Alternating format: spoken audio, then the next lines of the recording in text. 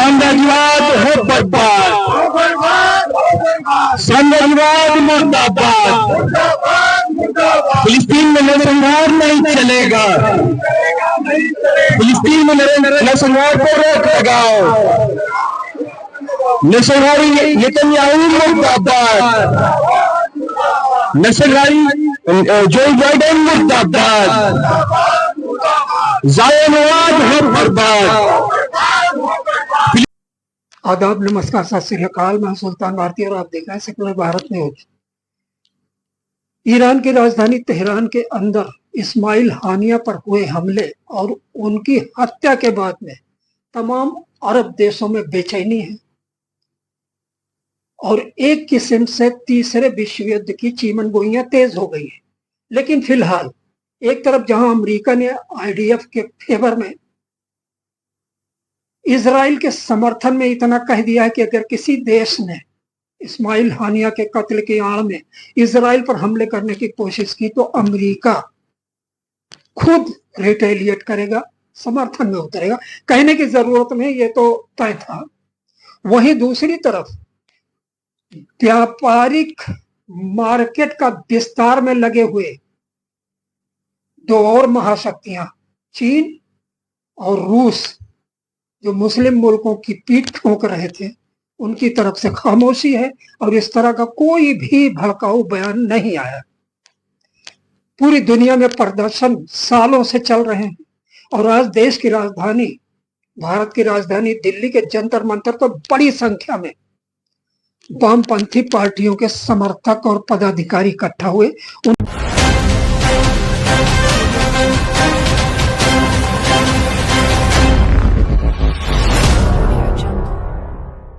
एक किताब है पैलेस्टीनियन लैबोरेटरी, जो कहता है, जो लेखक हैं उन्होंने पूरा ब्यौरा दिया है ऐतिहासिक तौर पे कि जो जो मानव अधिकारों के उल्लंघन हो रहे हैं, जो नरसंहार चलता आ रहा है जितने दशकों से, जो गजा में होता है वो देश में बहुत सारे देशों में अलग अलग टाइम पे होता है। गजा एक लैबोरेटरी है, फिलिस्तीन एक लैबोरेटरी है। आपने देखा, मतलब मानवीय आधार पर ही दर्द कभी कभी सियासी खेमे बांट देते हैं कि इस दर्द पर हम आंसू बहा सकते हैं, इस पर नहीं बहा सकते। इसका एक्चुअली अगर आपको आंकलन करना है तो ये समझना होगा कि दुनिया भर में अभी दक्षिणपंथी ताकतें जो हैं वो स्ट्रांग हो रही है, वो मजबूत हो रही है।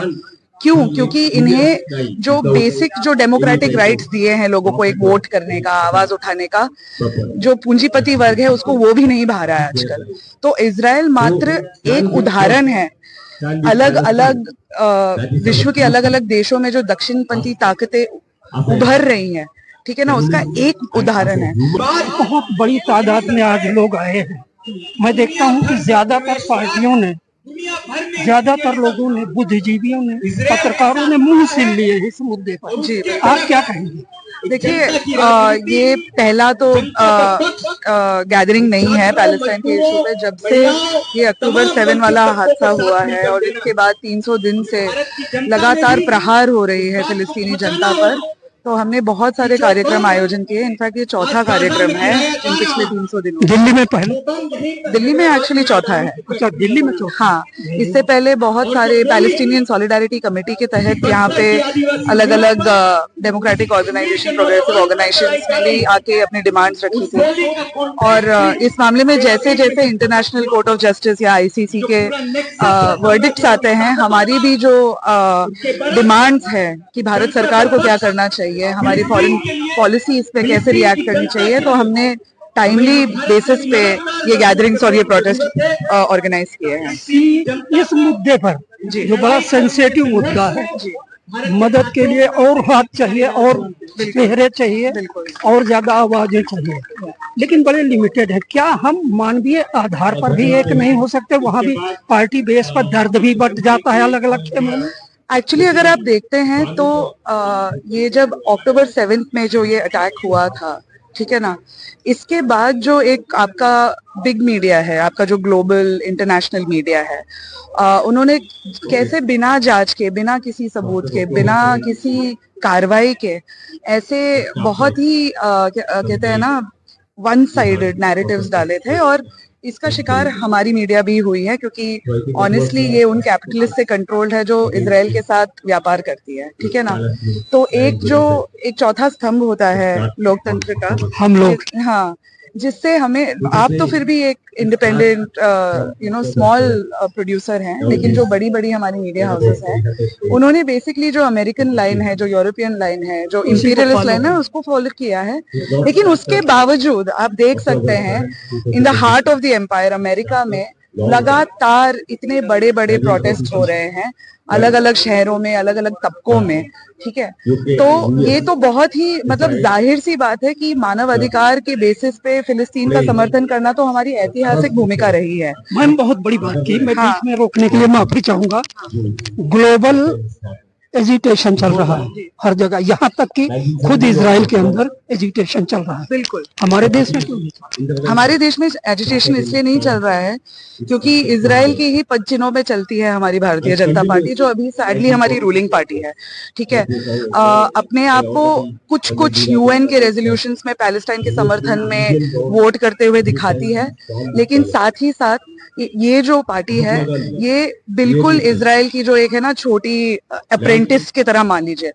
बुलडोजर जो चलते हैं घरों पे जब लोग आवाज उठाते हैं एक तबके के, वो कहाँ से सीखा है बीजेपी ने? इजराइल से सीखा है, ठीक है।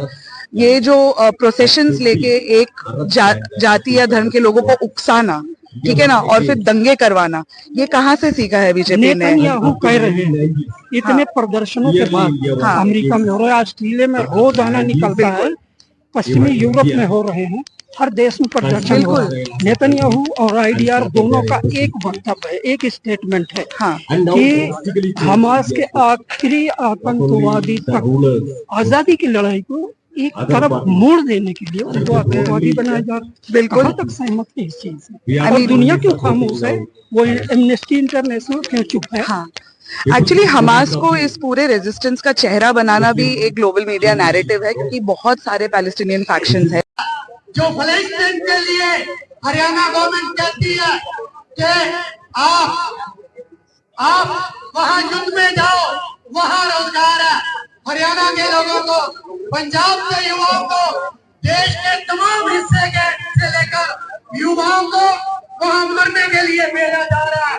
हमारे देश में रोजगार नहीं तो वहां युद्ध में मरने के लिए जाओ। हमारे यहाँ ये अग्निपथ है, यहाँ रोजगार नहीं है। अगर जिंदा रहना रोजगार चाहिए तो आप वहां जाके शहादत प्राप्त कर सकते हो। उनको बेदखल किया जा रहा है, उनको मारा जा रहा है, बच्चों को भूखा मारा जा रहा है, और ये आज अगर फिलिस्तीन में हो रहा है, ये कल हमारे साथ होगा। आप लिख के रख लीजिए, दुनिया भर में दक्षिणपंथी ताकतें धर्म का नाम लेकर लोगों को अलग कर कर उनको बांट रहे हैं, उनसे उनके अधिकार छीन रहे, मूलभूत अधिकार छीन रहे, और ये सब फिलिस्तीन इसकी लेबोरेटरी है। इजराइल के पदचिन्हों पे ये सारे दक्षिणपंथी जो पार्टियां हैं चलते हैं, चाहे वो यूरोप में हो चाहे वो भारत में हो।